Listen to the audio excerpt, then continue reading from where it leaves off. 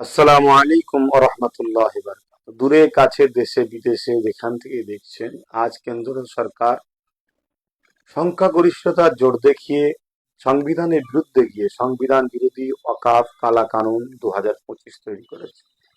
তার বিরুদ্ধে দেশ জুড়ে বিভিন্ন রাজ্যে আন্দোলন হচ্ছে এখনো। বাংলাতেও ব্যাপক আন্দোলনের সাড়া পড়েছিল। যেদিন থেকে রাজ্য সরকার বলল যে আন্দোলন এখানে নয়, দিল্লি চলে যাও, সেদিন থেকে দেখা যাচ্ছে আন্দোলনের তীব্রতা অনেকটা ঝিমিয়ে গেছে। জানি না কারণ। তবে আহলে সুন্নাত ওয়াল জামাত দীর্ঘ 10 বছর ধরে সেই আন্দোলন করে আসছে। কম বেশি 10 বছর ধরে আন্দোলন করে আসছে।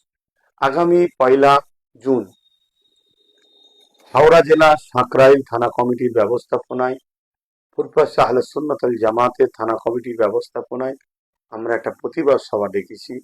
সেখানে পাহেলগাম ও এই যে কেন্দ্র সরকারের সংবিধান বিরোধী ওয়াকাফ কালা কানুনের বিরুদ্ধে প্রতিবাদ সভা, প্রত্যেকটা ধর্মপ্রাণ এবং সংবিধান প্রাণ এবং পহেলগাম এই যে বর্বরচিত সন্ত্রাসী হামলার নিন্দাকারী প্রত্যেককে আসার জন্য আহ্বান জানাচ্ছি। সুস্থতা কামনা করি।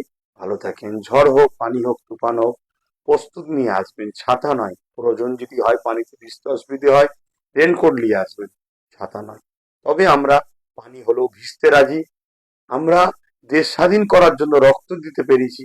আজকে দেশের সংবিধান শেষ হয়ে যাচ্ছে, ইসলামের ঐতিহ্য শেষ হয়ে যাচ্ছে, সেখানে একটু ভিজতে পারবো না?